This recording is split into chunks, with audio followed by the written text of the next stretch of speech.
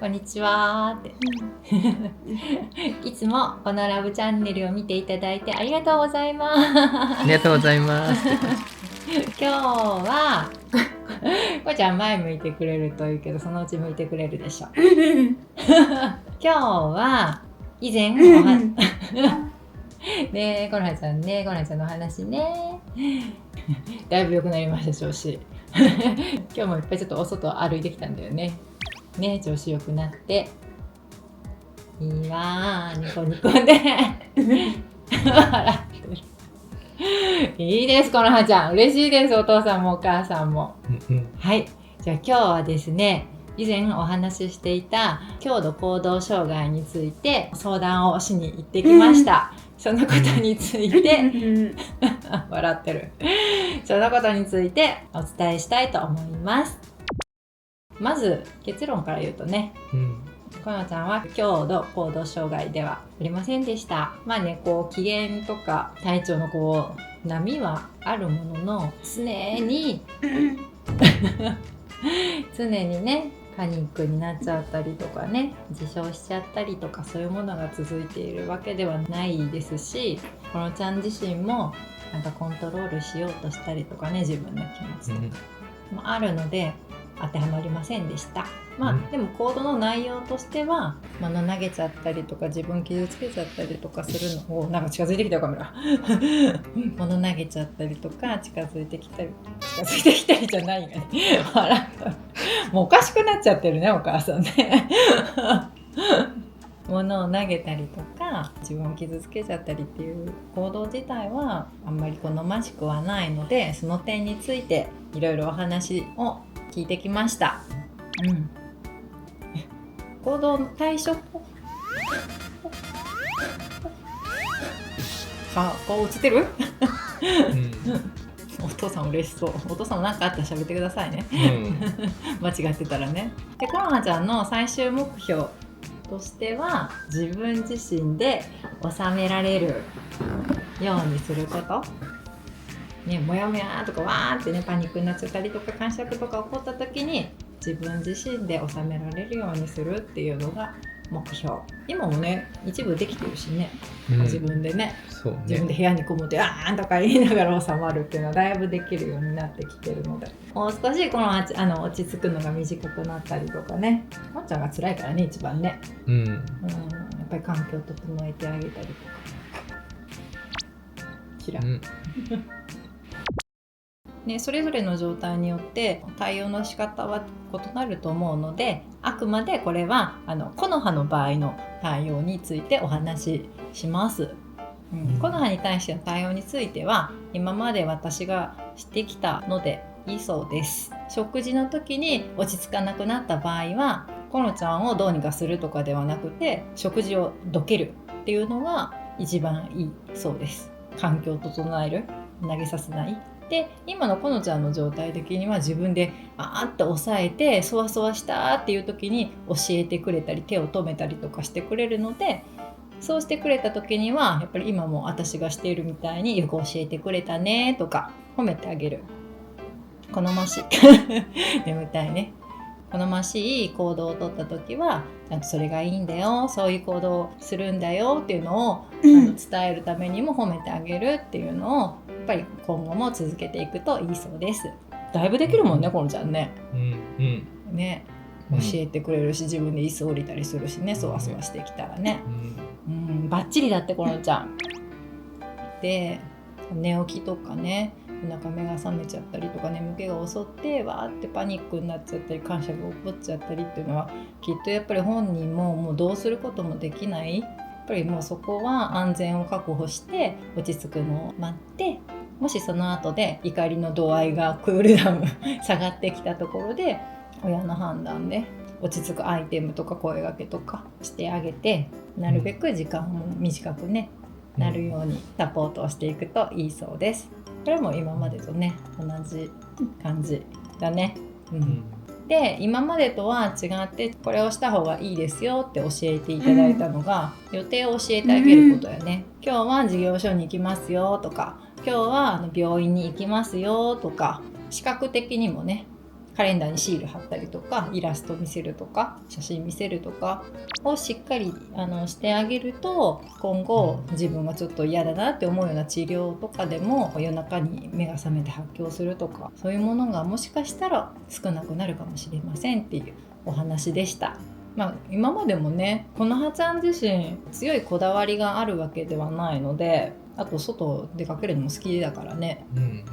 口頭で口で今日は病院ねとか今日どこどこ行くねっていうのは伝えてたんです。それを伝えれば機嫌が悪くなるっていうことはなかったので、視覚的に写真をわざわざ見せてもうここ行くからねっていうことはしてはなかったんですけど、予定表を見せた方が心構えができて気持ちもね安定するかもしれないということなので、それは今後ちょっと始めてみようかなって思ってます。ただしっかり写真を見せることでパニックになるよ、もう行きたくないとか言ってパニックになるようだったらそれはちょっとやめておいてくださいっていうお話だったので、それは様子見てやっていきます。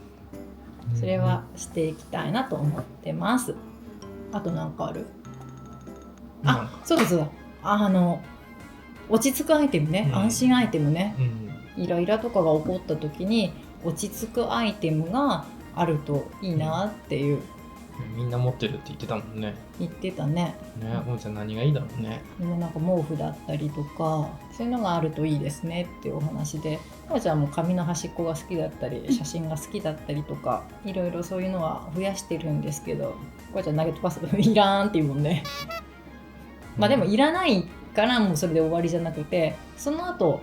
もうちょっと落ち着いたら欲しいってねなったりとかするかもしれないので、様子を見て与えてくださいって言われました。アイテム増えるといいね。写真以外にももっとなんかいろいろあるといいのかなとは思うけれども、小さい頃はポポちゃん人形が好きだったから今もどうかなとか思ったけど、さすがになんかもう興味示さなくなったね。写真は好きだけどね、顔はね、チラシとかも顔とか見ると好きだけど、人形はいいわって感じだね。昔ほどではないね。最近本当にじわじわと感じてるんですけど、 YouTube やってて本当良かったね。そうね。今回相談に乗ってくださった方もたまたまね、本当にねこの葉の YouTube を見ててくださってて様子が分かってたので、的確ないろいろアドバイスくださったね、こちらの質問に対してもいろいろ話してくださってね、疑問に思うこととか不安に思うこととかこの先のこととかみんな丁寧に答えてくださっていて、知ってもらうって大きいね。もんちゃんにとってももう家族全体にとっても本当にね、嬉しいね。助かります。よかった。もんちゃんよかったね。初めて行ったもんね。そんな困ってなかったからな。そうだね。体も小さいし、そんな長期に続くわけじゃない。学年が上がって環境が変わったとか、それいろいろあったんだな、うちもな。あと弟ができたとかね、ああいう時はちょっとしばらく大変な時もあったけれどもやってこれたからねこうやってやっぱりね、体が大きくなる力が出てくるっていうのは、自分たちだけでどうにかしようっていうのは限界がやってくるんだなっていうのはすごく感じてます。どんなとこかとか伝えといた方がいいんじゃないの？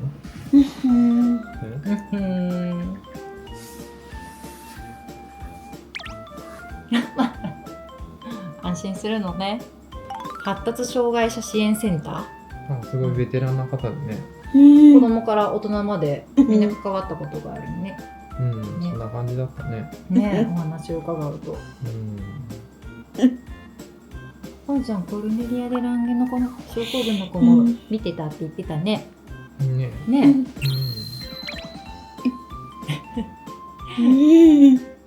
みんなコノちゃんと一緒で人が好き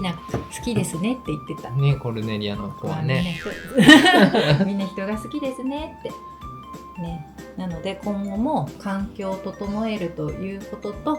コノハちゃんが一人で乗り越えられるスキルを身につける、より強化する。パニックになっても一人で乗り越えないといけないって言ってたよ、ほのちゃん。やっ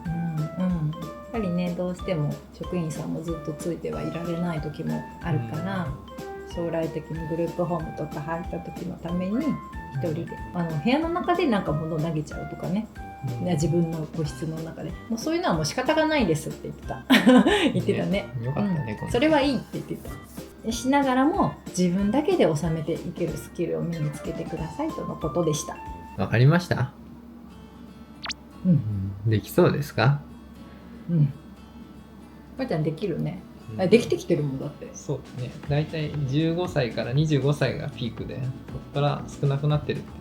て言ってたね。言ってたね。何があるのは皆さん同じですよって言ってた。そういう思春期もやもやもあるだろうしって本人辛いと思いますってとてもね親身になってね分かってくれる方でしたよ、もりちゃん。ね、まだ対応したことないからね、何していいか分かんないからね。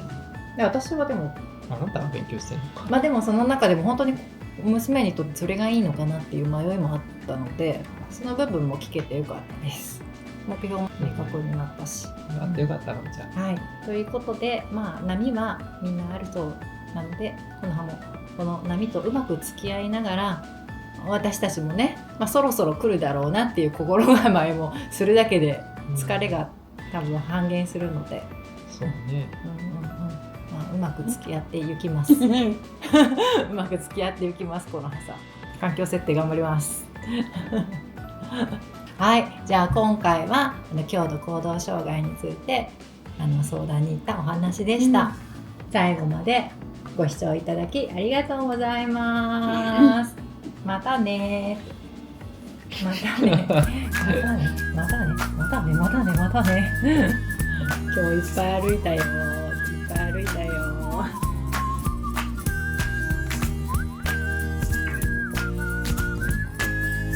バイバイ。おじいちゃんね、おじいちゃんち行きたいらしいです。わかりました。また電話しようね。楽しかったんだね、この前ね。楽しい楽しい。